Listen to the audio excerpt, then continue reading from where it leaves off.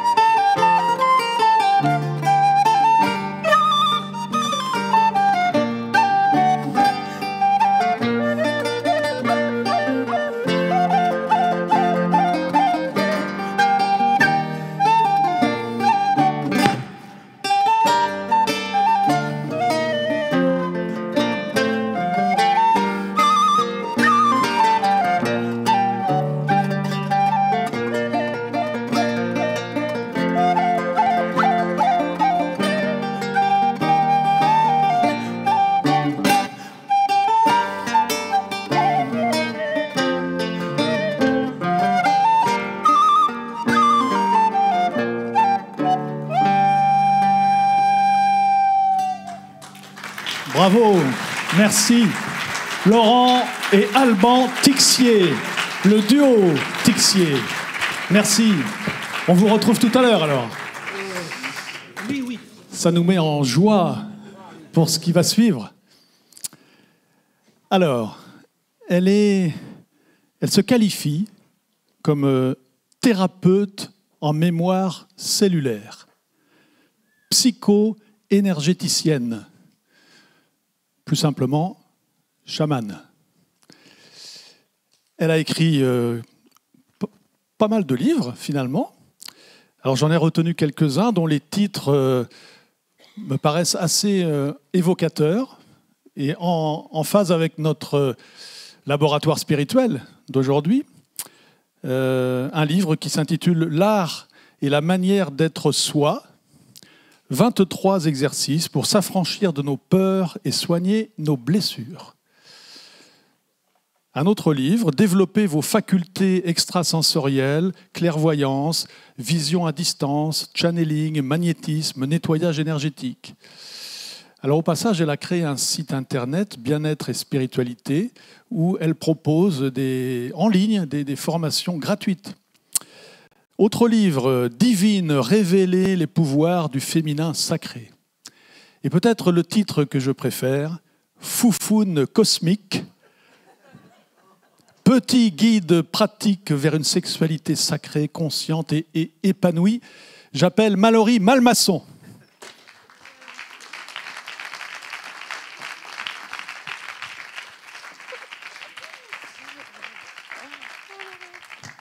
Bonjour à tout le monde. Bon, avec tous ces titres très évocateurs, voilà, je me suis fait afficher d'entrée, donc merci Jean-Michel. Merci de m'avoir invité à témoigner de mon parcours spirituel. Donc pour moi, la spiritualité, c'est avant tout le lien avec le tout, et ça passe aussi par le lien à soi, à soi-même. Donc pour commencer, j'aimerais bien vous inviter à prendre le temps de prendre soin de notre intériorité. Donc si vous avez envie, on va prendre le temps de méditer, si vous voulez. Vous pouvez fermer les yeux pour commencer, vous mettre en lien avec votre souffle.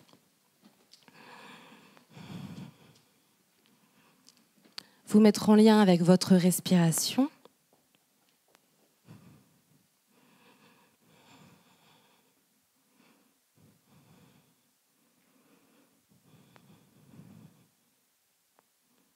À prendre conscience de cette respiration qui est là dans votre ventre, qui est là dans votre corps et qui ramène la vie.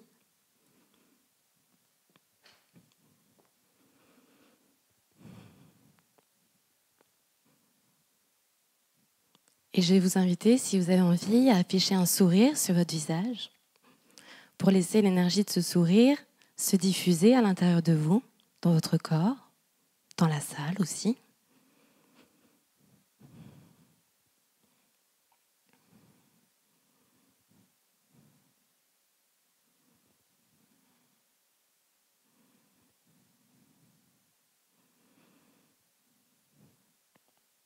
Je vais vous inviter à sourire à vos organes, à la vie qu'il y a là, à l'intérieur de vous et qui fourmille.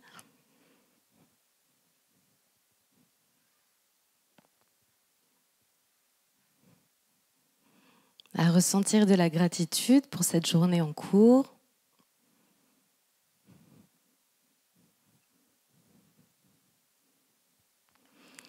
Vous pouvez aussi imaginer, si vous avez envie, un cordon qui vous relie à toutes les personnes de cette salle pour sentir à quel point on forme un tout, une famille vivante, une famille humaine.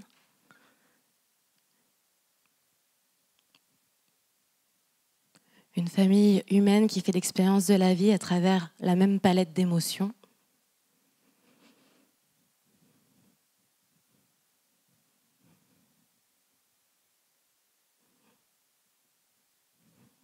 Et avoir de la gratitude pour ça, pour toute la richesse des expériences humaines que l'on vit à travers ces émotions.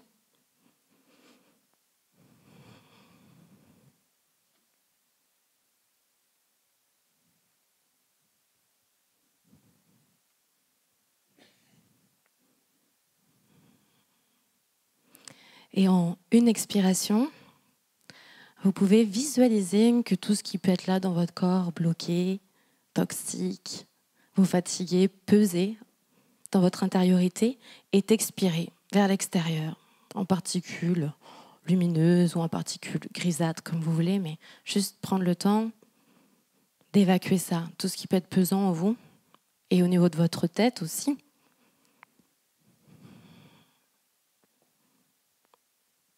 Et avec une bonne inspiration lente et profonde, vous rechargez d'énergie lumineuse, d'énergie positive, de gratitude, d'amour, d'énergie solaire. Et juste prendre le temps de ressentir votre corps, à quel point vous avez la chance d'être en vie, d'être en bonne santé, d'avoir tous ces sens qui sont là pour vous faire vivre des expériences uniques et fantastiques.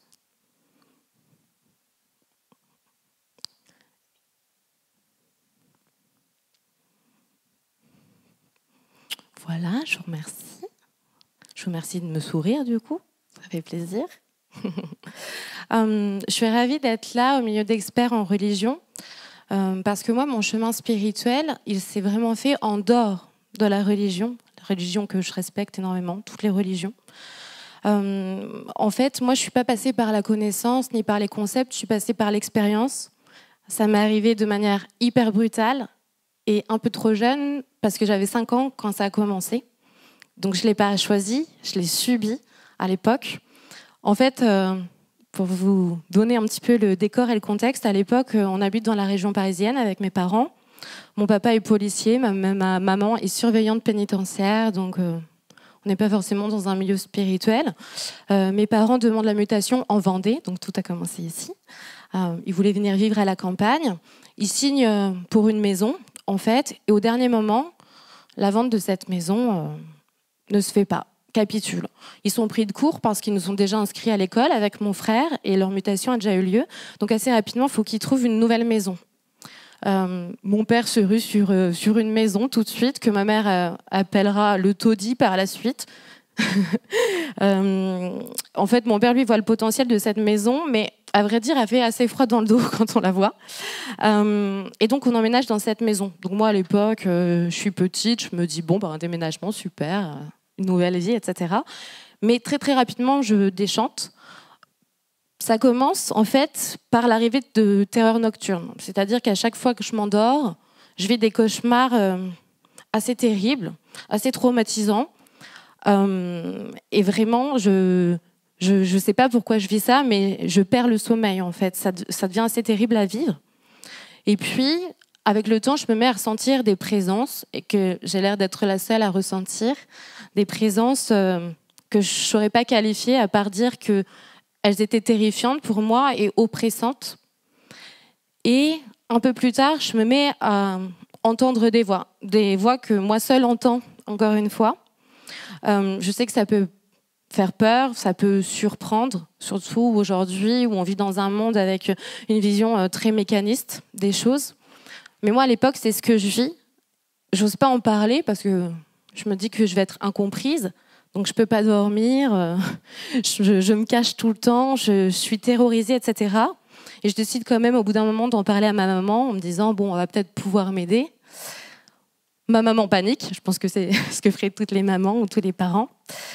Et elle se demande si je suis pas schizophrène. Elle se demande aussi si je suis pas prise de démence, si j'ai pas des problèmes psychologiques très graves. Heureusement pour moi, elle décide pas de m'emmener chez le psy. Je dis heureusement parce que j'en parlerai plus tard, mais elle décide plutôt de m'emmener chez des magnétiseurs, des gens qui travaillent dans l'énergétique. Et en rencontrant ces personnes-là lui disent que j'aurais soi-disant des dons, des aptitudes que je pourrais développer en grandissant.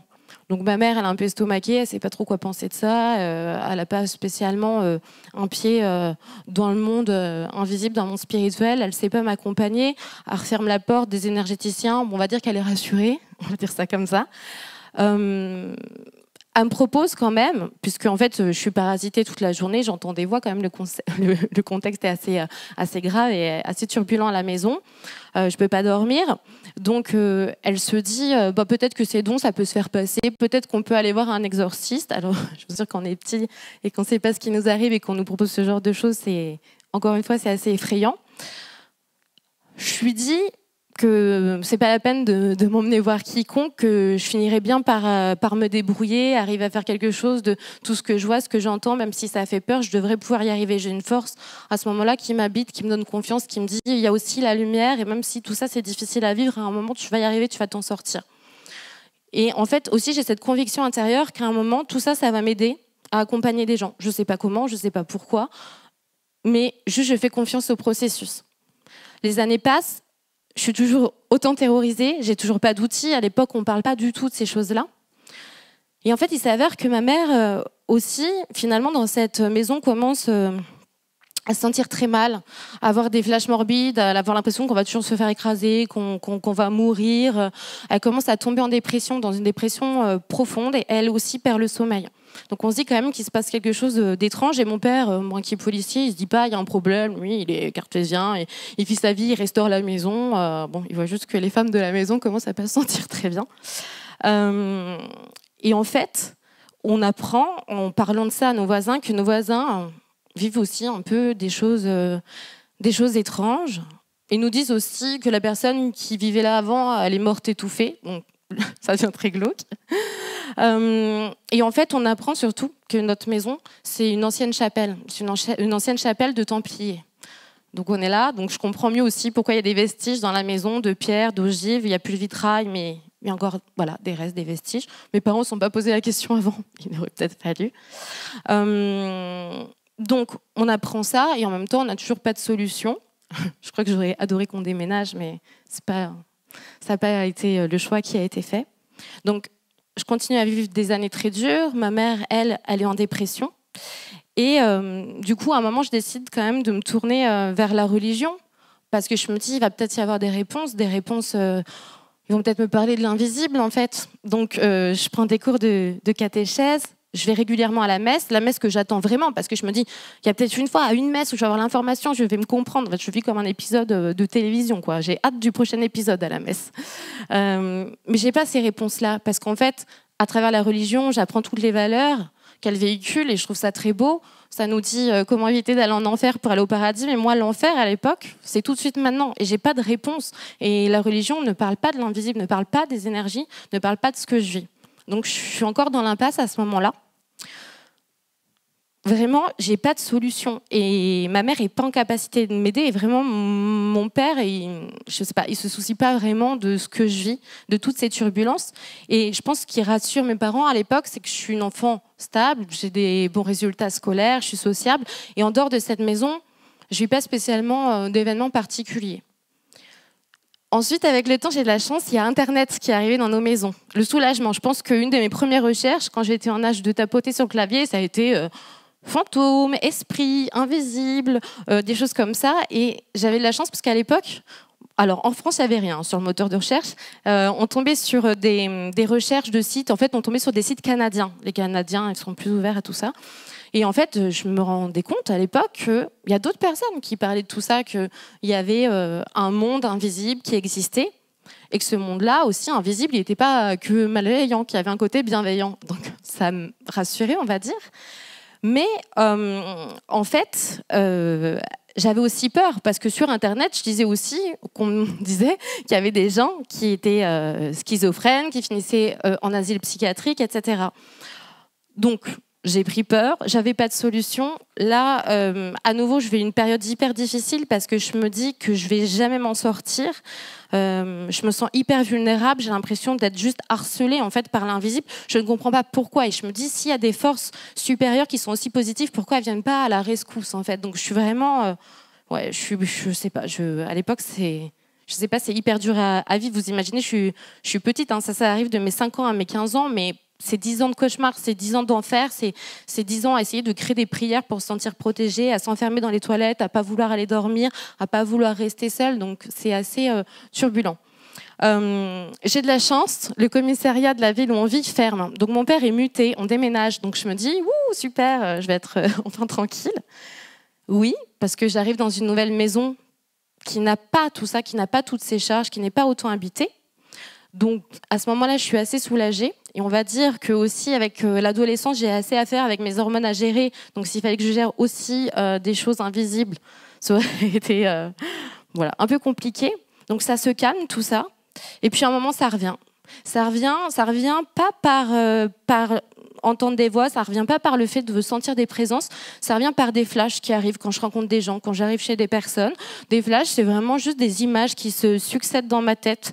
Des flashs qui, pour moi, au début, n'ont ni queue ni tête parce que j'ai l'impression de voir des gens à d'autres époques, de capter d'autres personnes de leur famille. Et je sais pas quoi faire de tout ça. Donc même si j'ai 15-16 ans quand ça m'arrive, encore une fois, je me dis pourquoi ça recommence, qu'est-ce que je vais faire de ça, où est-ce que ça va m'emmener. Et vraiment, je repousse ça au maximum. Mais en fait, mon corps le somatise assez rapidement. En fait, je suis tellement en train de refouler toutes ces choses qui essayent d'arriver à moi qu'en fait, je fais que de faire des crises de spasmophilie, tétanie. Donc là, à nouveau, c'est dur. Parce que je vous disais, hein, il y a déjà la crise d'ado qui est là. Donc à ça ajoute... Enfin, voilà, ça fait trop, en fait. On n'en parle pas à ses copains, on n'en parle pas à ses copines. Parce qu'on se dit, ah, on va dire que je suis chelou quand même. Donc on se tait. Un soir, je décide quand même de dire à mon frère, tu sais... Est-ce que je vois ça dans ma tête le soir quand je ferme les yeux, j'entends ça, j'ai des flashs qui succèdent quand je rencontre des gens. J'avais besoin de parler à quelqu'un en fait. Et je me dis, bon, il a l'air de m'écouter. Et je lui dis, tu vis toi tout ça? J'ai besoin de comprendre à ce moment-là quel est le seuil de la normalité et enfin, qu'est-ce qui est normal, qu'est-ce qui l'est pas. Est-ce que ce que moi je vis, voilà, c'est normal ou est-ce que ça l'est pas? Mon frère se tait et le lendemain, ma mère vient me dire, ton frère m'a dit que ça recommençait. Donc là, cette fois, on va tourner chez le psy. C'est pas très sympa. S'il me regarde, donc je me retrouve à aller chez des psys, etc. Des psys assez méprisants à l'époque, en fait, qui se disent mais tu te rends compte de ce que tu dis, tu te rends compte que c'est de l'imagination, tu te rends compte que ça n'existe pas, que tu fabules, etc. Donc en fait, pour moi, c'est dur. Au moment où je libère la parole, en gros, on me traite de folle. Donc la psy, elle me prescrit des médicaments, c'est ce que font beaucoup de psys maintenant pour accompagner d'autres enfants qui ont des capacités dans mon genre ou d'autres adolescents. On me prescrit des médicaments. J'ai la chance à l'époque, encore une fois, ma mère, elle se dit, je crois pas qu'elle soit folle, elle est trop stable dans le milieu scolaire, elle est trop stable en dehors de tout ça pour qu'elle soit folle. Donc elle décide de ne pas me donner les médicaments et elle me dit les prends pas. Sauf que moi en fait j'ai de plus en plus de flashs, c'est de plus en plus dur à gérer. Je décide de ne pas prendre les médicaments, mais il y a un jour où je cède.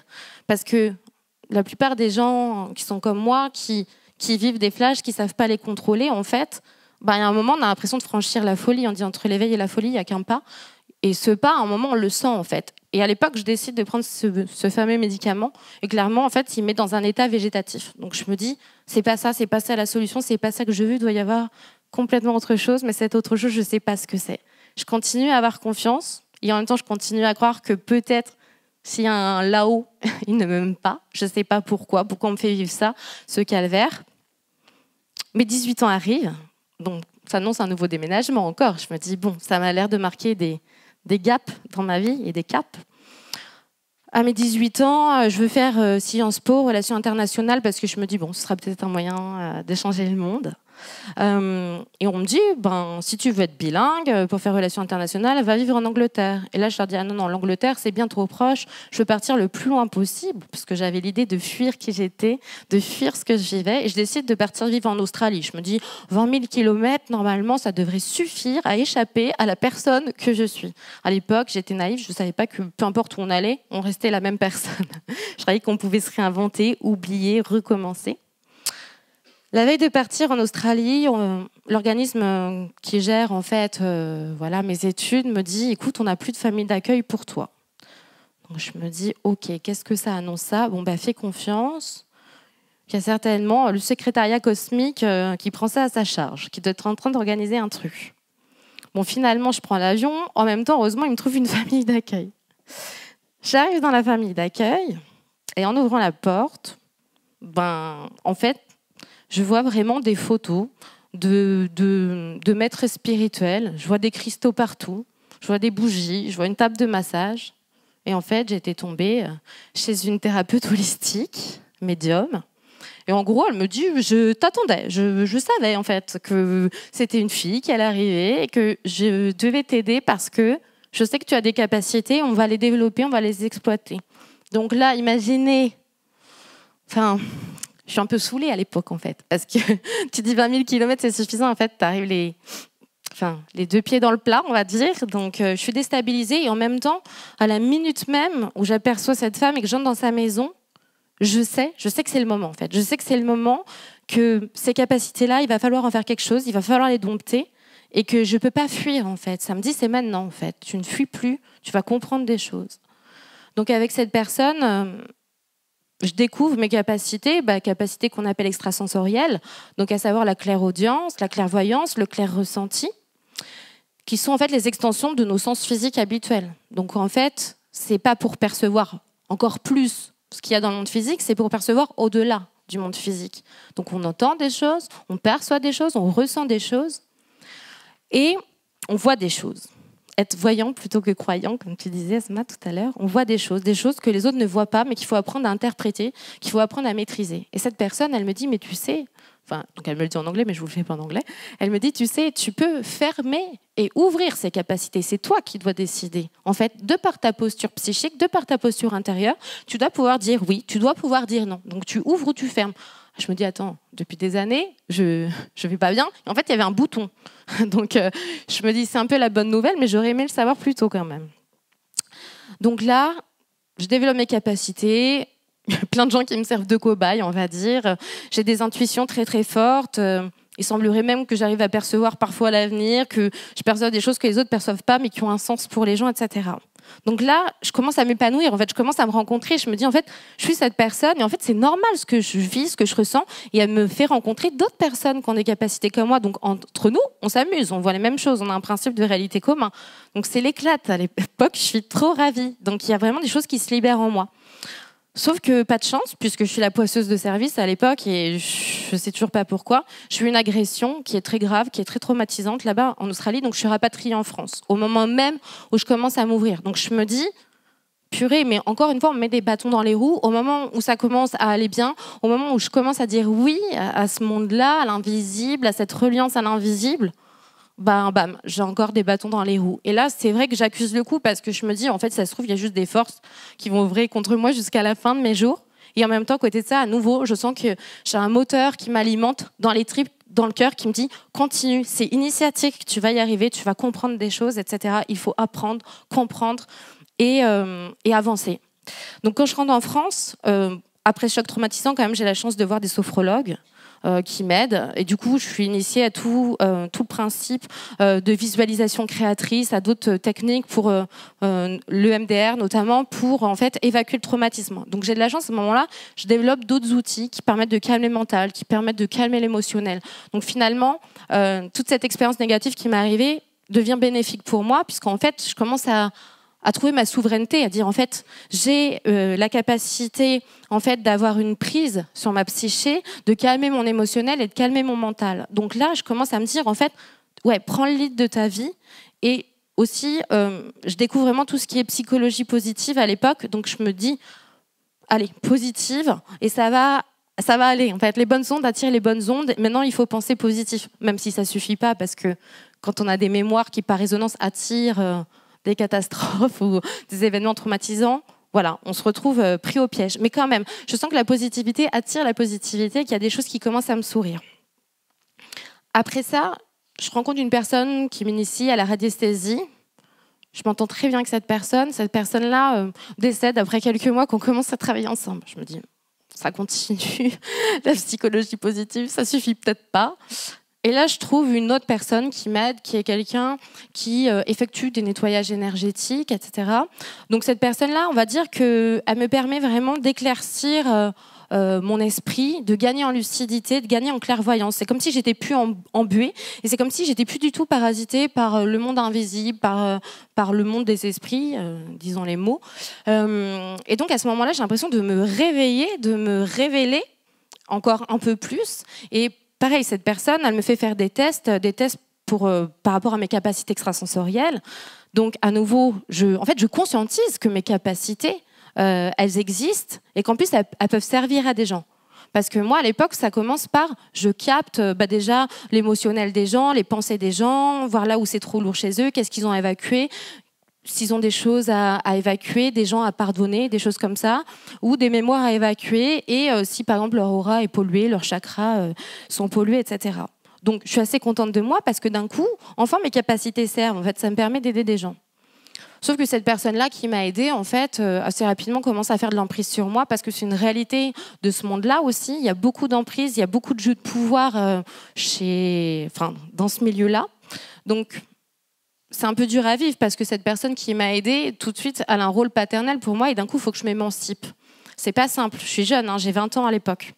Mais je me dis, il faut t'émanciper. Et en même temps, je suis contente de m'émanciper parce que je suis tombée dans un milieu, à ce moment-là, très ésotérique. J'ai rien contre l'ésotérisme du tout, mais c'est surtout que j'y rencontre beaucoup de personnes que je trouve pas forcément saines, que je trouve déconnectées de la réalité. Et moi, je m'étais promis de jamais perdre mes pieds sur terre parce que j'étais venue vivre une expérience terrestre et que j'étais là pour être incarnée dans un corps.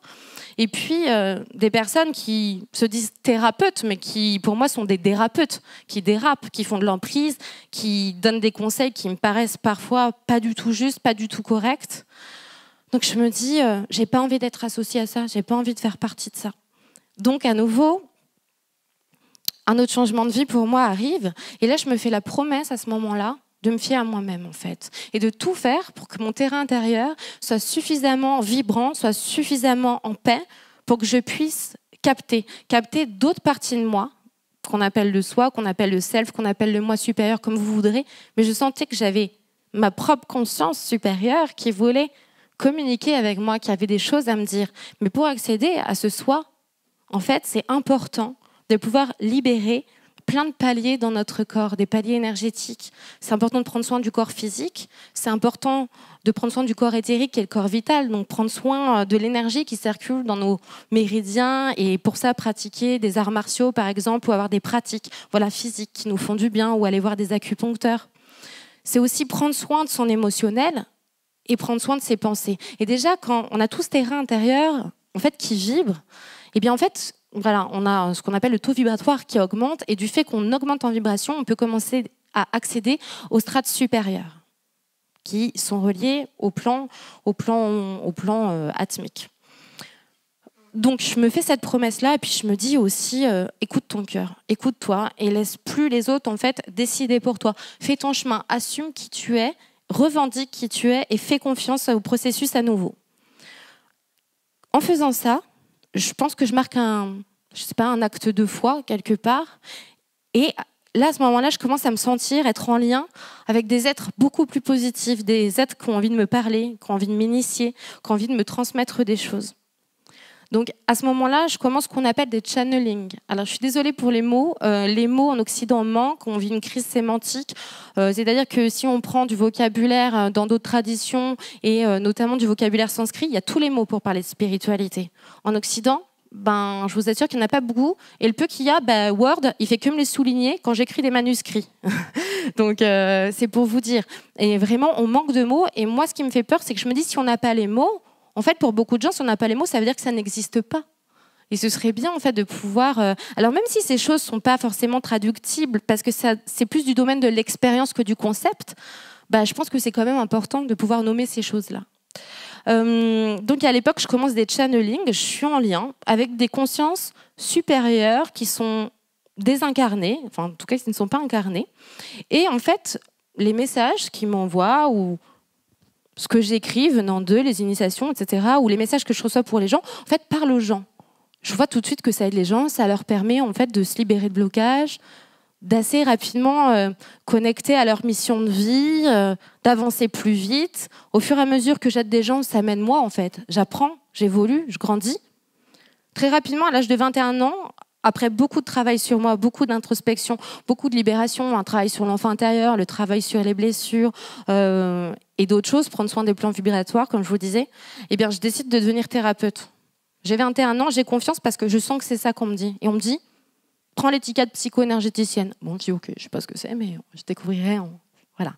Et en fait, à ce moment-là, je me dis, il y a certainement beaucoup de gens qui, comme moi, ont besoin de réponses, qui ont besoin qu'on parle de toutes ces choses-là. Et en fait, je décide de créer une chaîne YouTube à l'époque pour parler de tout ça et d'en parler sans tabou. Se dire que c'est normal, en fait, qu'il y ait un monde de l'invisible. C'est normal qu'il y ait des corps subtils, des champs vibratoires, des entités. Oui, ça fait peur. Oui, ça surprend. Mais en fait, il y a plein de gens qui vivent ce genre d'expérience. Ils ont besoin de soutien.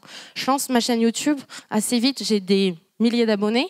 J'ai des millions de vues et les gens me disent merci. Merci parce qu'en fait, tu viens mettre des mots sur ce que je vis et ce dont j'ose pas parler en fait. Donc à l'époque, je prends confiance, je suis ravie. Et aussi pour vous dire, les channelings, en fait, il y a plein de manières de channeler. Moi, ça s'est manifesté sous cette forme-là, c'est-à-dire que je me suis mise à entendre d'autres types de consciences qui me donnaient des cours sur des choses et d'autres. C'est comme si je suis à l'université, quand je reçois des initiations, on me dit nouveau classeur, hop, je sors mon classeur, petit 1, grand A, hop, j'ai des cours, j'écris. D'accord, ça m'a permis d'écrire 10 livres en 3 ans, là.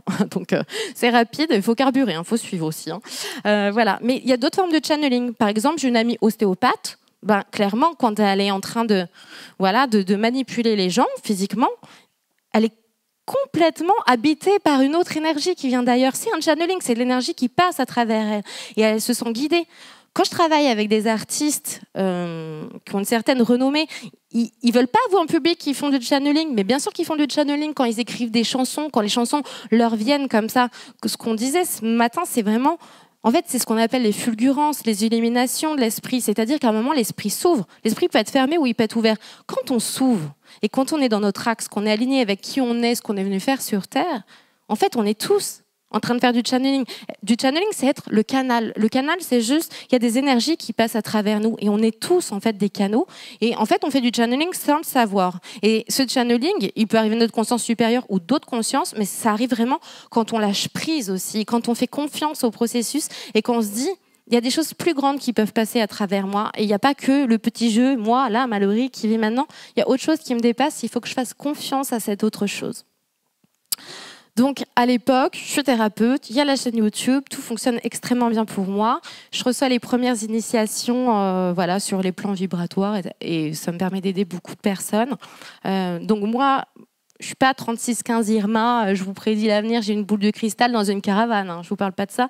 Je parle, c'est vraiment comment on met les conseils qui viennent de l'invisible au service de nos missions d'âme. Comment, en fait, on se libère pour pouvoir accéder à notre moi profond et à notre moi supérieur. En ensuite vient un grand gap dans ma vie où en fait on m'initie à toute une méthodologie autour de l'ego en lien avec l'inconscient et la mémoire cellulaire. Le livre dont il parlait tout à l'heure, L'art et la manière d'être soi. Je le journal en à peu près 2 mois. 2 mois pendant lesquels je pleure beaucoup parce que les esprits, le monde des consciences supérieures aussi est très exigeant. C'est-à-dire que vous ne pouvez pas leur mentir. Quand ils me posent une question, et même je veux dire un truc, ben, ils ont toi. Donc en fait, tu ne peux pas d'un coup inventer des trucs, ils savent. Donc vraiment, à ce moment-là, ils me faisaient réguler mon ego à fond et je voyais comment mon ego était présent partout. Je vais vous parler de l'ego parce que c'est quelque chose qui est important. On parle beaucoup de spiritualité. La spiritualité, ben, c'est cool, c'est cette reliance à plus haut que nous, c'est le lien au tout, c'est aussi l'amour, c'est plein de choses. Mais il y a aussi cette partie-là, dont parlent toutes les traditions de sagesse, qui est le travail sur l'ego. Mais généralement, cette partie-là, personne ne veut la faire parce que tout le monde se dit « Oh, relou ». Relou, pourquoi? Parce qu'en fait, ça demande de travailler sur nos peurs les plus profondes. Ça nous demande de sortir de notre zone de confort assez souvent. C'est ce que je suis en train de faire là maintenant en étant sur cette scène. Je suis sortie de ma zone de confort. Et en fait, ce travail-là sur l'ego, il est désagréable parce qu'on a l'impression en fait, de se perdre au fur et à mesure. Parce qu'en fait, on se dépouille, on entame un processus de dépersonnification. En fait, on enlève toutes ces couches qu'on croit être nous, mais qui ne sont pas nous. Et en fait, pour aller trouver qui on est vraiment. Et ce travail, il est désagréable. Mais si votre âme vous appelle à grandir en conscience, vous appelle à aller vers votre mission de vie, en fait, ce travail, je dis le mot travail parce que je n'ai pas un autre mot, ce processus, on ne peut pas y échapper. Il y a un moment, il faut aller les 2 pieds dedans. On peut y aller avec amour, avec joie, avec légèreté, mais c'est quand on veut vraiment aller dans le dur du sujet. Je vais vous faire court parce que je suis pas là pour vous faire un exposé sur l'ego et tout, mais je pense que c'est intéressant parce qu'on parle de l'avenir de la spiritualité au XXIe siècle et pour moi ça passe vraiment par le travail sur l'ego. L'ego, pour comprendre, à la base c'est vraiment un mécanisme, on va dire, un logiciel presque intérieur qui est là pour permettre d'assurer notre survie en fait, pour assurer notre survie. Il fait en sorte qu'on réponde à nos besoins fondamentaux, donc les besoins physiologiques, le besoin de sécurité, le besoin d'amour, d'acceptation, de valorisation et de reconnaissance, parce que il estime que c'est les besoins dont on a besoin pour survivre et se sentir bien. Alors, selon les pays dans lesquels on vit, on ne travaille pas sur les mêmes strates, c'est-à-dire que selon l'incarnation qu'on a, on est plutôt peut-être en train de travailler sur nos besoins physiologiques et de sécurité. Et par exemple, en Occident, en fait, l'ego, il est à fond dans besoin de reconnaissance, notamment. Et en fait, ces besoins qu'on a pour permettre notre survie, l'ego, donc, il estime qu'ils sont essentiels, ils sont fondamentaux. À partir du moment où ils sont fondamentaux, l'ego met tout en œuvre pour que nos actions nous emmènent à avoir une réponse à ces besoins. Si, en fait, il tombe en échec dans ces stratégies, ça va commencer à créer des blessures. Les blessures naissent souvent, en fait, d'un besoin de l'ego qui n'a pas été entendu.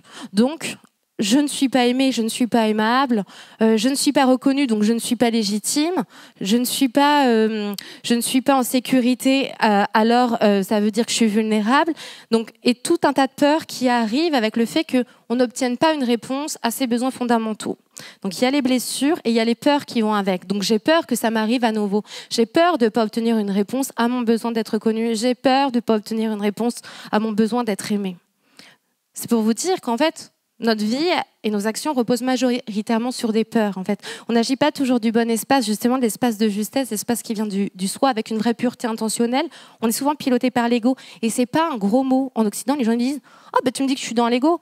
On ne parle pas de l'ego de l'orgueil, on parle de l'ego en tant que mécanisme déviant. Donc je continue, parce que l'ego est primordial, on est d'accord, on a besoin d'assurer, d'avoir une réponse à ces besoins-là. Donc en fait, on a ces besoins, ensuite on a des blessures qui peuvent naître par rapport à ces besoins, et ensuite on a des peurs qui peuvent naître par rapport à ces besoins. Et surtout on a des croyances en fait, qui ensuite se greffent sur certaines strates de notre psyché, parce qu'on se dit « je ne suis pas aimable » ou « l'amour fait souffrir ». Si on commence à cette croyance, elle va commencer à résonner dans nos cellules, elle est là, dans la mémoire cellulaire. Si on commence à émettre ça comme information, on va attirer des événements qui viennent en fait valider notre croyance, parce que ça arrange bien l'ego. Il dit, tu vois, je te l'avais dit, il ne faut pas retenter de te relancer dans une relation amoureuse. L'amour fait souffrir. Il nous protège, en fait, à ce moment-là. Donc, l'ego, justement, pour pallier à ça, essayer de nous protéger, il opte pour 2 types de mécanismes. Soit des processus de compensation, soit des processus de privation. Donc soit il se dit, en fait l'amour, il m'en faut, par exemple, et là en fait la personne fait tout pour être aimée, pour être aimable, voilà, pour être hyper complaisant, hyper altruiste, etc. Et sinon, au contraire, l'ego se dit, moi l'amour, rien à foutre. Alors on part sur l'autre stratégie qui est la stratégie de privation. Je fais le désagréable, je rends service à la personne, je m'isole, parce que c'est moins douloureux de me dire, je choisis de ne pas être aimé, plutôt que d'essayer d'être aimé et qu'on ne m'aime pas. D'accord ? Donc l'ego, en fait, il nous pousse ensuite à porter des masques. Moi, c'est ce que j'appelle les mini-moi. Donc les mini-moi, il y en a plein. Enfin, il y en a pas mal. En tout cas, chez les humains, on est bon là-dedans. Et en fait, ces masques, en fait, déjà, ils nous écartent de notre être véritable parce que c'est la construction au fur et à mesure. Donc à un moment, il va falloir commencer à s'en dépouiller. C'est la construction qui n'est pas nous, c'est des mécanismes de protection. Et puis surtout, en fait, il va nous plonger dans des extrêmes.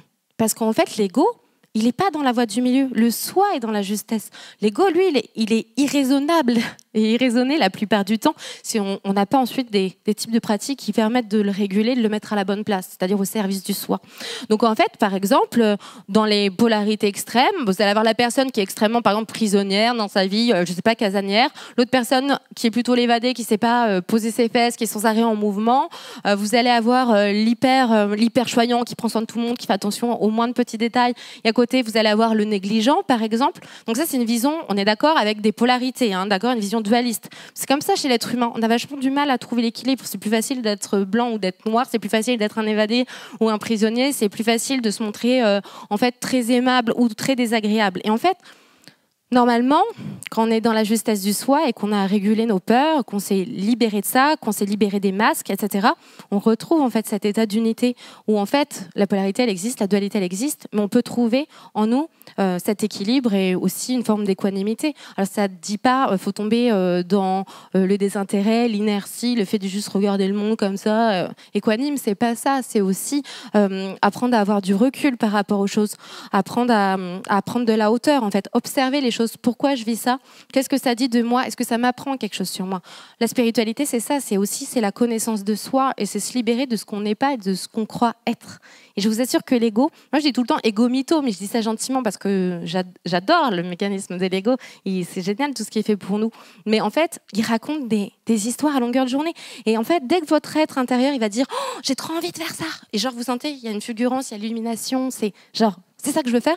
Et ben souvent l'ego, par peur et peur aussi que vous sortiez de votre zone de confort, il va commencer à dire non, n'y va pas, t'as pas l'argent, t'as pas le temps. Mais en fait, il a la peur de réussir. Hein. Il a plus peur de réussir que la peur de l'échec. Donc voilà. Donc ce que je tiens à dire, c'est d'accord, l'ego, c'est pas que t'es orgueilleux, t'es mégalo. En Occident, c'est associé à ça. Ça va beaucoup plus loin dans ce que c'est l'ego. Et l'ego, c'est plutôt tout ça, tous ces mécanismes qui sont mis en place et toutes ces stratégies intérieures. Et à nouveau, c'est pas fait pour nous nuire, c'est fait pour qu'on survive. Mais si vous partez sur la voie spirituelle, en fait, l'ego, petit à petit, va pas avoir sa place. Donc, ce que je disais tout à l'heure, l'importance que l'ego, il se mette au service du soi. C'est-à-dire que dans nos sous-personnalités ou nos mini-moi, comme vous voudrez les appeler, vous avez des qualités qui sont là. D'accord ? Donc, par exemple, moi, j'ai un peu le mini-moi perfectionniste. Et c'est vrai qu'en fait, à partir du moment où ce mini-moi, il vous bloque, parce que, par exemple, ma perfectionniste peut m'empêcher, en fait, juste de kiffer le moment, de me laisser aller, de lâcher prise, ben là, ça devient dérangeant, parce qu'à ce moment-là, mon âme est en train de vouloir faire une autre expérience que ce truc d'être perfectionniste, de mon ego qui a peur que ce soit pas bien et qu'on me juge parce que je fais les choses pas bien, etc. Mais par contre, ma perfectionniste, elle a un certain goût esthétique, elle aime bien décorer, elle aime bien organiser les choses, que ce soit carré, etc. Donc c'est de se dire, vous pouvez ensuite observer ce mini-moi, voilà, cette création de votre ego, qui a aussi en fait ses qualités, qui a aussi quelque chose à apporter. Et ensuite, depuis l'espace du soi, vous pouvez inviter cette partie-là de vous à participer à ce que vous êtes en train de faire, mais de manière en fait conscientisée. Parce que le hic dans tout ça, c'est que ça opère de manière inconsciente, ça opère dans les coulisses de notre inconscient. C'est-à-dire que vraiment, l'ego, on ne le voit pas en fait en train d'agir, on ne le voit pas en train de faire ses stratégies. Ça passe à la trappe, sauf quand on commence à travailler sur le soi, qui est capable d'observer la Mallory perfectionniste, qui est encore en train de faire sa maniaque et qui est encore en train de saouler tout le monde. Et c'est une question d'équilibre. Après, Le problème, on va dire, c'est que quand on atteint un extrême et qu'on doit travailler dessus, parce qu'on va dire qu'il y a un agenda cosmique, on dit ça y est, c'est le moment sur son chemin d'âme de réguler ça, ben, on va tirer des expériences des gens qui vont nous mettre en fait, on va dire en lumière qu'on a ce mécanisme-là qui est en cours. Et en fait, l'idée, ça va être de s'observer pour pouvoir ensuite revenir, comme je vous le disais, à la voie du milieu, en fait. Et le problème de l'être humain, c'est que souvent, on atteint des seuils de saturation et on retombe dans l'autre extrême. Par exemple, je vois beaucoup de gens qui sont, par exemple, extrêmement serviables, mais qui se laissent complètement avoir. Et à ce moment-là, ils se disent « Ok, je me fais plumer, parce que peut-être finalement que quand je rends service, j'attends de la reconnaissance, etc. Donc ça vient peut-être pas d'un espace complètement juste que je fais. Donc peut-être qu'il faut aussi que j'apprenne à dire non, que j'apprenne à dire oui. Mais souvent, quand ils atteignent le seuil de saturation, ou des gens profitent d'eux, au lieu de se dire juste je vais me réguler, qu'est-ce qu'ils font? Souvent, ils vont dans l'autre côté. Ils disent ah, fais chier, ça y est, c'est la goutte d'eau qui fait déborder le vase. Et ils vont partir dans la personne qui n'aide plus personne. C'est-à-dire, on va demander de l'aide, tu dis non, oublie. Et à nouveau, il y a vraiment des voies du milieu. Bon, l'ego, on pourrait vraiment en parler pendant des heures. C'est vraiment ce dont je préfère parler. Et le lien avec la mémoire cellulaire. Parce que ce que je vous ai pas dit, et qui va peut-être vous déprimer un petit peu, c'est qu'en fait, l'ego, il se forge par rapport aux mémoires de cette vie, de ce qu'on a vécu, de l'expérience qu'on a eue, des souffrances qu'on a eues. Et donc, il crée toutes ces petites parades, on va dire. Mais il y a autre chose qui nous influence au niveau de la mémoire cellulaire, c'est la mémoire transgénérationnelle. Et aussi, pour moi, les mémoires karmiques, plus les mémoires de l'inconscient collectif, d'accord, avec lesquelles on entre en résonance. C'est-à-dire que parfois, on a des problématiques dans notre vie, on a des blocages, on ne sait pas pourquoi, parce qu'il n'y a rien qui explique dans notre passé qu'on soit comme ci ou comme ça, mais en fait, c'est possible que, par exemple, ça nous ait été légué par un ancêtre au niveau de la mémoire cellulaire, et ensuite, ça nous influence. Par exemple, et ça peut remonter vraiment à des générations. Moi, je suis d'origine amérindienne, par exemple. Une bonne partie de ma famille, il y a des siècles de ça, a été massacrée. Et en fait, bon, avec l'arrivée des cow-boys et des blancs sur le territoire, et par exemple, j'ai une phobie monstre, sur laquelle j'ai bien travaillé depuis, qu'en fait, quelqu'un arrive à l'improviste chez moi. Et quand quelqu'un arrivait à l'improviste chez moi, j'avais qu'une envie, et c'est ce que je faisais. Je me planquais sous mon lit, je m'enfermais à double tour. Vraiment, je vivais comme une intrusion. Et ce truc-là, c'était carrément irrationnel. Mais c'est irrationnel parce que ça s'explique pas, mais parce qu'en fait, j'ai les mémoires de l'invasion. Donc, je me sens envahie quand quelqu'un arrive comme ça, subitement à la maison. Aussi, on somatise parfois des maladies qui sont pas liées à notre passé, mais que notre corps exprime. Par exemple, lors de ce massacre-là, dans ma famille, ce jour-là, il neigeait. Et moi, j'ai une peur bleue, en fait, de la neige. Dès qu'il fait moins de 10 degrés, je commence à faire de l'eczéma, parce que ça veut dire que la mémoire, elle n'est pas finie et nettoyée, parce que ça appartient aussi à ma mère, donc tout le monde fasse son travail dans la famille. Ma mère, elle a le syndrome de Raynaud. Quand elle passe au rayon surgelé, son sang, il se gèle, elle devient violette. On a un problème avec le froid. En tout cas, l'ego, il nous fait faire des choses et d'autres, mais c'est assez passionnant. Par exemple, du coup, avec ma mère, on a la peur de l'insécurité. À l'époque, j'attire aussi une agression. Mais je veux dire, par exemple, ma mère a choisi un mari policier. Dans son inconscient, c'est tiens. En fait, c'est pas. Elle se dit pas tiens, je fais exprès de choisir un mari policier, il va me protéger.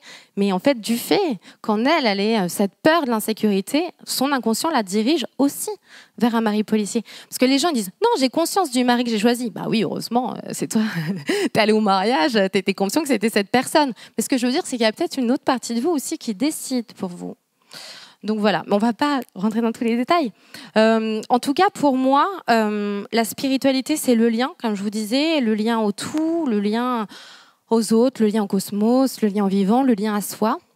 Pour moi, la spiritualité, c'est aussi prendre soin des strates vibratoires, des champs vibratoires, des corps subtils dont je vous parlais, donc le physique, le champ vital, l'émotionnel, le mental, et toute cette partie spirituelle, et aussi un autre plan qu'on appelle le plan causal qui est relié à toutes les mémoires dont je vous parlais et notamment aussi à la mémoire cellulaire et à d'autres bagages qui sont là sur nous et dont il est important de se libérer si on veut accéder à qui on est vraiment.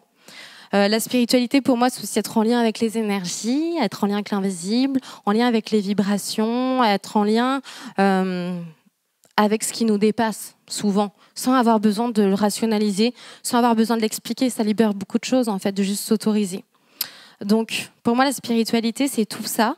Et c'est aussi se dire, je crois qu'on est tous sur Terre pour participer à un ouvrage collectif, et que cet ouvrage collectif, en lien avec voilà, la vie, le vivant, etc., je pense qu'il fait sens si, en fait, on peut y mettre plus d'harmonie.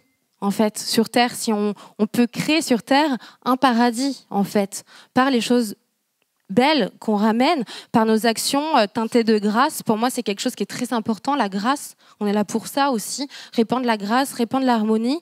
Tout faire pour faire un travail intérieur fécond, où aussi, justement, on répare les blessures yin et yang dont tu parlais, Esma, le couple intérieur. Si je suis bien dans mon couple intérieur, je suis bien avec l'autre, en tout cas avec l'autre qui partage ma vie, ou avec les autres hommes, avec les autres femmes.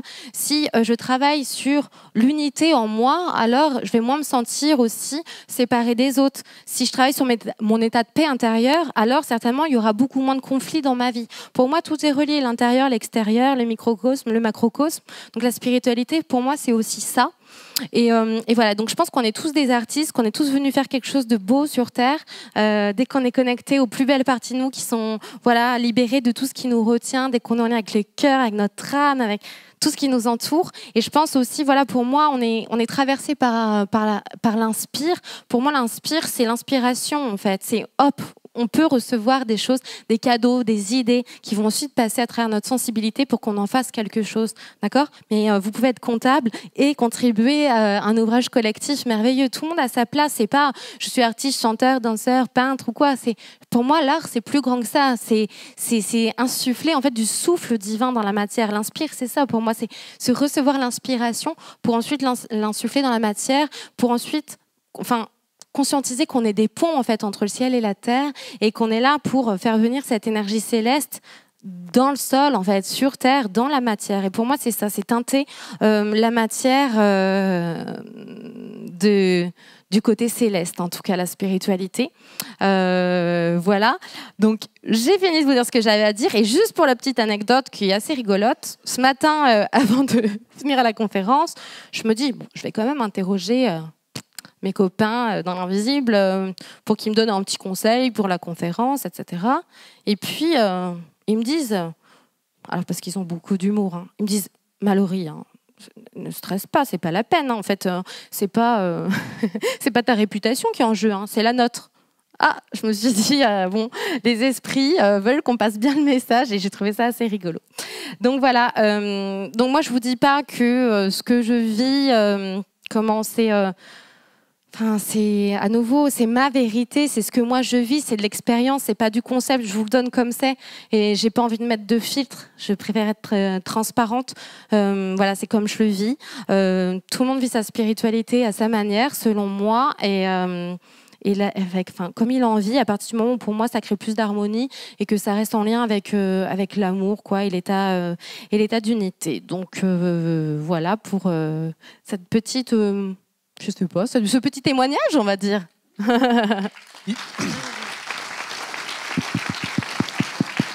Merci Mallory. Alors, tu veux bien te livrer à l'exercice questions-réponses ? Oui. Je fais pas de channeling en direct, hein, je vous préviens. Non, mais bon, les esprits sont OK avec les questions-réponses, ça va ? Ça devrait aller. Hein. Bon, alors, on y va. Je dors très bien et alors j'ai l'impression que je rattrape toutes mes années de retard de sommeil. Je dors 11 heures par nuit. J'adore dormir, c'est mon moment préféré. Je rattrape le temps et je me rends compte à quel point avoir un bon sommeil, on est chanceux en fait, quoi. Donc j'adore dormir. C'est plutôt une bonne nouvelle. Vous parlez beaucoup de spiritualité. J'ai pas entendu le mot Dieu ou divin. Et entre parenthèses, je suis fascinée par votre jeu de jambes et votre énergie. J'ai besoin de bouger tout le temps. Oui, alors. Dieu, c'est vrai que c'est un mot que je n'utilise pas parce qu'en fait, je trouve qu'il peut être assez clivant et selon justement les religions, j'ai beaucoup voyagé dans ma vie et selon où on est, en fait, terme, il peut désigner plein de choses pour plein de gens. Pour moi, Dieu, c'est avant tout la force d'amour, la force lumineuse qu'il y a en nous. Et en fait, le divin, c'est vrai que je ne l'ai pas mentionné, mais en fait, je l'ai mentionné en disant le mot atmique. Pour moi, en fait, justement, dans les champs énergétiques qu'il y a dans notre être, il y a aussi ce qu'on appelle le plan spirituel et le plan divin. Donc, le plan bouddhique et le plan atmique. C'est les reliances en fait à notre esprit supérieur et à la conscience supérieure, et ça représente le soi. Et c'est par cet accès-là, pour moi, le divin, en fait, il est en nous. Pour moi, le divin, il n'y a rien qui est extérieur pour moi qui ne soit pas intérieur. Donc pour moi, il y a cette grande force qui unit tout le monde, une force d'amour, un lien. Et en fait, on a tous une parcelle en nous qui demande tous les jours à être exprimée. Donc voilà. Et pour moi, on a tous aussi un Dieu créateur à l'intérieur de nous. Mais c'est vrai que la religion nous a appris à ne pas être ce Dieu créateur et un peu à nous dire vous êtes l'œuvre et les marionnettes de Dieu, alors que moi je pense qu'il y a un dessein commun. On nous demande tous de jouer notre part de divinité, de l'exprimer. Et c'était marrant parce qu'à l'époque, quand je lance la chaîne YouTube et que genre je dis on est tous des dieux incarnés quelque part, on a cette vibration là en nous. J'ai des menaces de mort à l'époque dans les commentaires. Des gens spirituels religieux, qui me disent c'est la parole du diable, il y a Dieu tout-puissant qui est au-dessus de nous. Pour moi, c'est une force transcendantale et puis intérieure aussi qui jaillit et qui passe à travers nous. Pour moi, les humains, c'est Dieu qui se rêve en chacun de nous. Donc voilà. Donc pour moi, il y a Dieu, mais c'est tout un ensemble en tout cas. Enfin, c'est ma vision. Donc j'arrête de faire mes jeux de jambes. Alors, en lien avec le thème d'aujourd'hui, voici 4 petites touches qui me rejoignent dans ton témoignage. Le premier, c'est quand j'entends ton témoignage sur les 10 années où tu étais seule, je me dis intérieurement, mon Dieu. Vraiment. Oui, merci. Bon, même si je regrette qu'il n'y ait eu personne à ce moment-là pour toi, même si peut-être qu'il y a eu, peut-être que tu n'as pas entendu, je ne sais pas. En tout cas, tu as su rebondir après, félicitations, mais je me dis quand même, mon Dieu, tu vois. Première chose. Deuxième chose, 3 petites touches par rapport au lien d'aujourd'hui. Les phrases qui me viennent à l'esprit sont les suivantes. Évidemment, c'est Socrate. Connais-toi toi-même et tu connaîtras l'univers et les dieux. Bon, ça rejoint tout à chacun. Le second, c'est Évagre le Pontique. C'était un père du désert. Ils étaient seuls dans le désert et ils appréhendaient intérieurement, ils découvraient intérieurement. Ça rentre dans la tradition chrétienne. Ils découvraient intérieurement cette dimension de Dieu intérieur. Et il disait, Évagre le Pontique, il disait, si tu veux connaître Dieu, connais-toi toi-même. Et puis enfin, la dernière chose que j'aimerais dire, c'est Saint Augustin qui dit l'humilité, c'est de se connaître. Merci pour ces belles paroles. Merci aussi de ressouligner la solitude sur ce chemin. Parce qu'en fait, aujourd'hui, c'est pour ça d'ailleurs que je suis auteure. J'écris des séries, des films d'animation pour les enfants, pour essayer de distiller un maximum de clés de conscience, d'outils de connaissance de soi. Parce que pour moi, en fait, c'est qu'on fait un peu les choses à l'envers. En fait, on grandit. Bon, alors c'est normal, on crée un échafaudage de personnalité. Et après, il faut tout faire le processus dans le sens inverse pour se rencontrer. Et je pense qu'on peut accompagner les enfants beaucoup plus tôt avec cette sensibilité dont tu parlais là ce matin. Pour moi, les enfants, ils sont tous hypersensibles, ils ont tous des portes de perception. Et puis en fait, la société fait qu'ils ferment ces portes. Quand je suis avec des enfants et qu'on parle de l'invisible, il n'y en a aucun qui dit j'y crois pas. En fait, tous ils sont là, mais oui, parce qu'il y a la magie. Et la magie, elle est partout. Donc Dieu, il est partout quelque part. Et en fait, ils ont cette ouverture qui est là. Et c'est vrai que il y a beaucoup d'enfants qui sont seuls actuellement. Il y a beaucoup d'enfants qui sont nés ces dernières années qui ont des portes de perception. Donc j'essaye vraiment de les soutenir au maximum et j'espère que voilà, je contribue.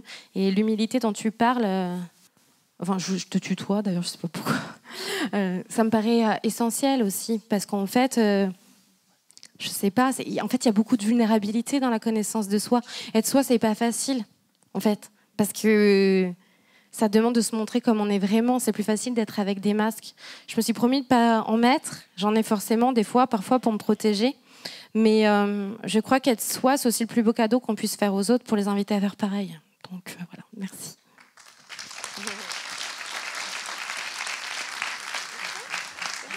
Je vais chanter une chanson. Mais attends, on a deux petites questions.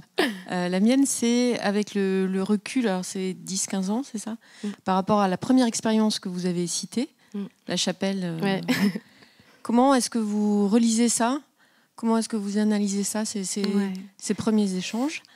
Et la deuxième question, donc si j'ai bien compris, tout ce que tu as appris là, que tu nous livres, tu l'as reçu des êtres, des grands êtres. Enfin, moi je dis les grands êtres, mais donc tu l'as pas appris dans les livres, tu l'as reçu. Non, j'évite vraiment de lire. Ça a été un des premiers conseils que les êtres qui m'accompagnent m'ont demandé, de ne pas lire pour ne pas être influencé. Pas que j'ai mes propres prismes de lecture. Et que... Tout, quoi. Tu n'as pas après relié avec... En fait, c'est marrant parce qu'il y a quelques informations. Des fois, alors les gens adorent m'offrir des livres, en plus. Et ce que je fais avec les livres, souvent, c'est que je les prends, je les mets contre moi et juste je prends leurs vibrations et j'ai l'impression que ça me connecte à des choses. Mais en fait, il y a juste des fois, quand j'étais plus jeune, j'avais juste besoin de vérifier, de checker que ce que je captais, ça faisait sens. Et je relisais des trucs et je disais, oh, ben ça va, c'est la même phrase que ce qu'on m'a dit. Donc, juste, je faisais confiance. Donc, oui, ça m'est venu. Après, il faut savoir que dans l'invisible, il y a beaucoup de types d'entités ou de consciences différentes. Il y a vraiment des consciences supérieures, comme on peut par exemple trouver, je sais pas, des maîtres ascensionnés ou si je sais pas, des anges, des choses comme ça. Mais il y a aussi beaucoup d'esprits qui peuvent être malsains, qui font des blagues. Il y a plein de gens qui font des channelings et qui captent aussi pas forcément des choses alignées. C'est pour ça qu'il faut prendre soin de son taux vibratoire, prendre soin de sa lumière, prendre soin de son alignement, puis avoir du discernement, beaucoup de discernement, je crois. Il y a eu des petits tests. Et pour répondre à l'autre question de ma lecture avec le temps, en fait, je me suis dit, mais heureusement que c'est arrivé. Parce qu'en fait, justement, j'ai appris au fur et à mesure le discernement, la protection énergétique et le fait de renforcer ma lumière sans arrêt. Parce que c'est un monde où on peut toujours être parasité. Et le seul moment où tu as des failles, justement, de lumière, c'est là où, en fait, tu vas avoir le parasitage. Moi, j'ai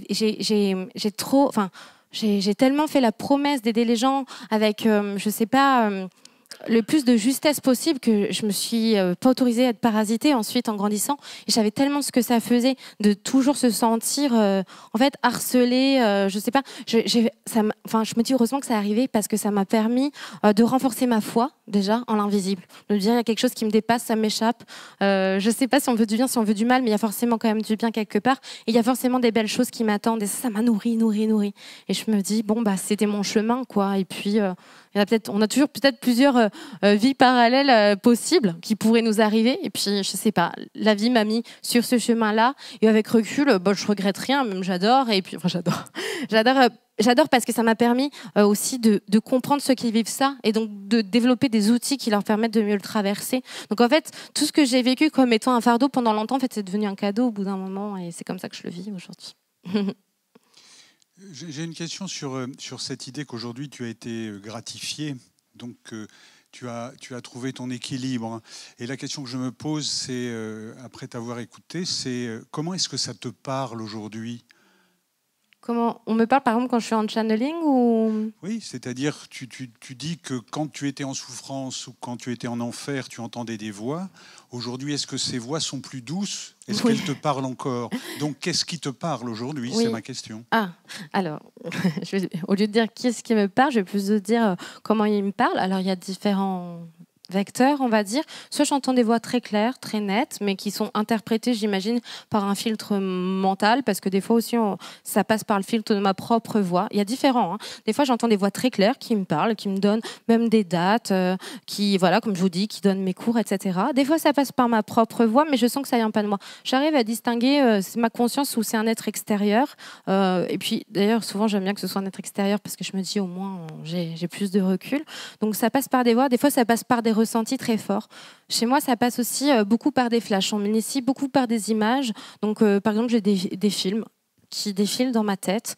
Et puis, j'ai le ressenti, ce qu'on appelle le clair ressenti, qui est lié au film. Donc, je sais ce qu'il veut dire, pourquoi ils utilisent des métaphores. Et ce qui est marrant, dans les mots qu'utilisent, par exemple, les consciences qui me parlent, quand je suis en séance avec quelqu'un, des fois, moi, je veux dire un mot, ils me disent « Oh, pas ce mot. Ce mot, cette personne, elle déteste. » Genre, utilise ce mot. Et par exemple, ils sont très pointilleux des fois sur les mots utilisés. Donc, oui.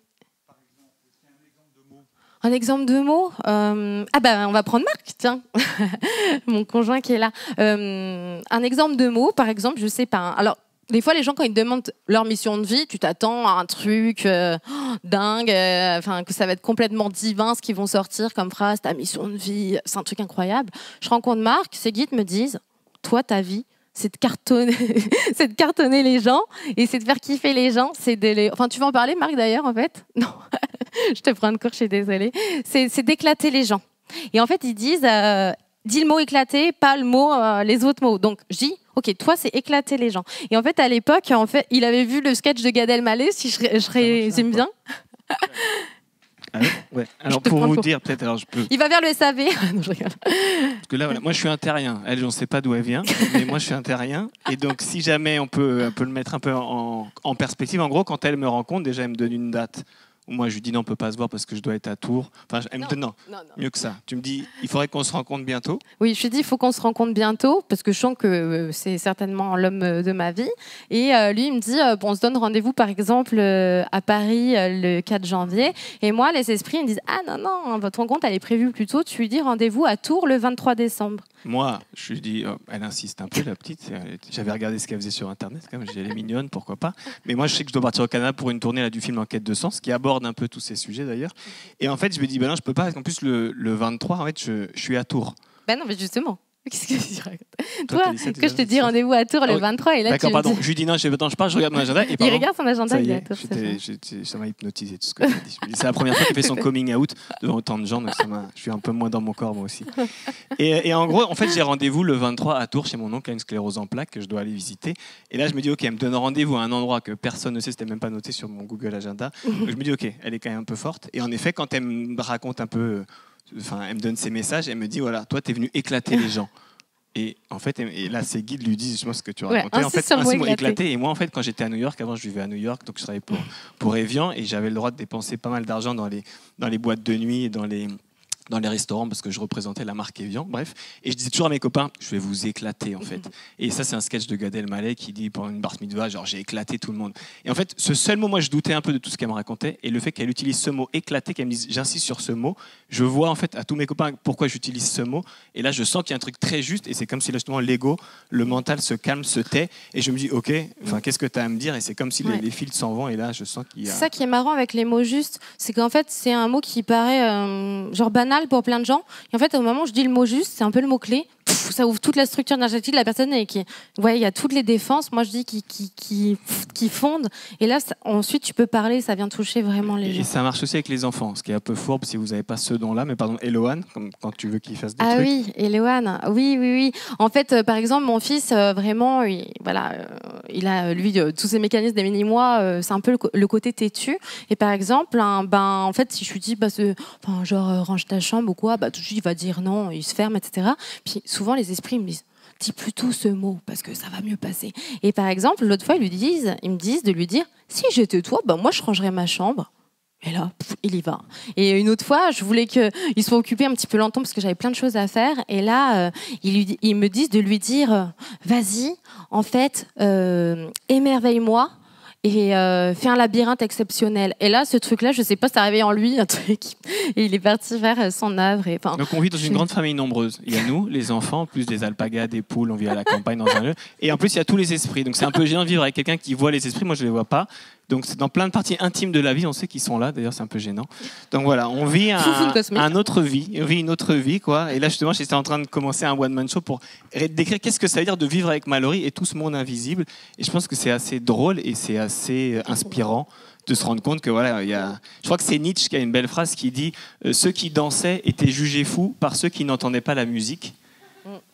Et il y a cette petite musique que certains entendent, et je pense que plus on travaille sur soi, plus on l'entend, et justement plus on est en lien avec le merveilleux, le divin, et plus c'est fun, plus c'est synchronistique, et plus c'est orgasmique, et plus c'est cool d'être sur Terre. Donc voilà, je prends pas plus de temps, que nous. Voilà, mais ça vaut le coup.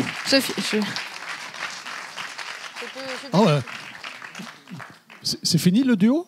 Le duo? On peut se faire pendant une heure, nous. Non, mais attends, Mallory, attends. Oui, il y a peut-être d'autres questions. Tu peux garder le micro, Marc. On ne sait jamais si la question s'adresse. Comme si c'est un moldu, donc il a plus le langage parfois. Alors, on y va. Là, mon petit moldu. Bon. Allez. Moi, je veux pas que le masculin prenne la place du féminin. Non, on est complémentaires, comme elle disait, ils se rejoignent, ils ne s'opposent pas. N'est-ce pas?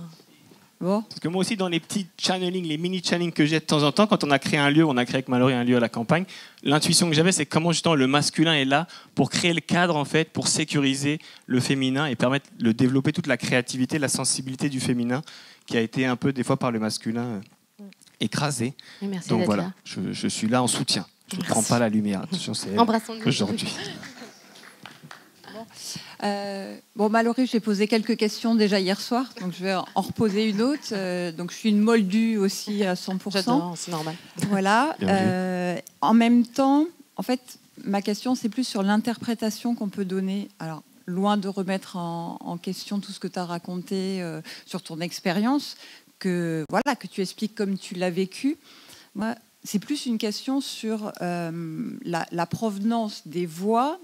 On a tous, en tout cas, la perception d'avoir des voix intérieures, de parfois même être un peu en conflit avec soi-même ou un peu comme le petit diable et le petit ange qui nous donnent des directions opposées, comme une voix qui me semble être moi, qui dit bah non, fais plutôt ça ou fais plutôt ça, ou par rapport à l'éducation de nos enfants, non, là, dis-lui comme ça, non, t'allais lui dire ça, bah, dis-lui plutôt ça. Et en fait, moi j'ai la sensation que ce sont des voix intérieures, c'est-à-dire un peu des différences de personnalité qui sont en nous, où on n'est pas toujours la même personne, et où, comme si on avait plusieurs personnes qui vivaient en nous. Et d'ailleurs, mon entourage me le dit souvent, t'es pas toute seule dans ta tête. On n'est pas toute seule dans nos têtes. Voilà, t'es pas toute seule dans ta tête. Néanmoins, moi, j'ai jamais... alors, c'est pas du tout ce que tu racontes, mais je pense qu'il y a aussi une part d'interprétation, d'ouverture et d'interprétation. On peut se dire, c'est une voix intérieure, ou c'est quelqu'un qui me parle. Ce quelqu'un, ça peut être moi, ou toi, tu l'exprimes comme étant vraiment quelque chose qui vient d'ailleurs, d'un monde invisible. En même temps, des petites voix dans ma tête, ça reste invisible aussi.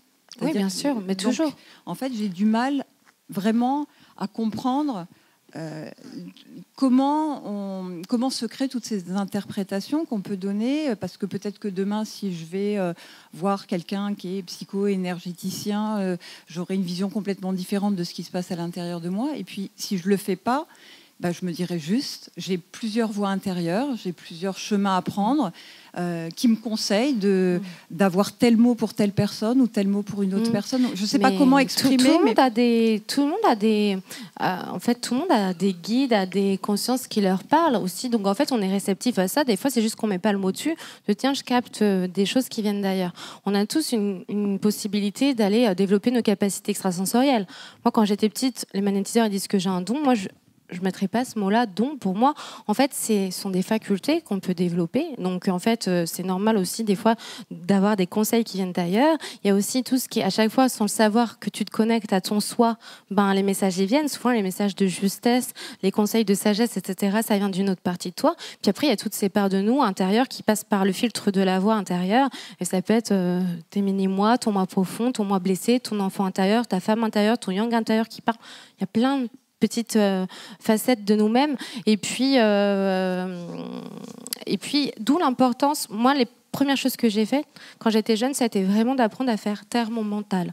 Méditer, méditer, méditer. Comme ça, quand le mental n'est plus actif et que tu as une forme de calme plat, les seules choses qui viennent, en fait, c'est parce qu'elles ont vraiment besoin de passer et elles se mettent au service aussi de toi, de ta vie et tout. Et le truc, c'est que justement, tu disais, Esna, c'est vrai, on a plus de 60 000 pensées par jour. Et en fait, dans ce fourbi mental, c'est vachement dur justement pour le self de faire passer son message. Et les messages, c'est aussi pas que la voix. Pour moi, le message, et je te rejoins encore, Esna, c'est le ventre, le cœur, et c'est d'autres formes de messages. Mais en tout cas, il y a plein de parts de nous qui peuvent parler. C'est pour ça aussi que c'est bien... aussi même d'avoir du discernement. Les gens des fois disent « Attends, je m'écoute », mais quelle part de toi t'écoutes ? Il y a plein de nous en nous et c'est important de pouvoir justement conscientiser chacun de ces nous pour aller plus loin sur la connaissance de soi et être sûr de faire les bons choix aussi qui viennent d'un autre espace. Mais en tout cas, on a tout ça et moi, je ne suis pas en train de dire « Je suis une élue, j'entends des voix ». Loin de là, moi, je suis justement... J'accompagne plutôt les gens pour développer leurs capacités. Donc, je ne sais pas si Marc, tu veux faire une double réponse. Juste dire, moins on pense, plus on est intelligent. Je finirai là-dessus. Ouais, l'intelligence du cœur, ouais. Une belle conclusion. Merci Marc, merci Mallory. Merci beaucoup. Mallory Malmasson.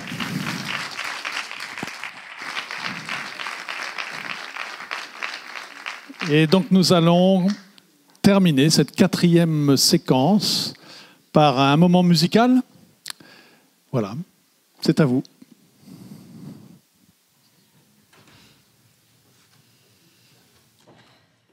Le petit oiseau perd son duvet pour revêtir de nouvelles plumes faites d'or et d'argent et enfin s'envoler.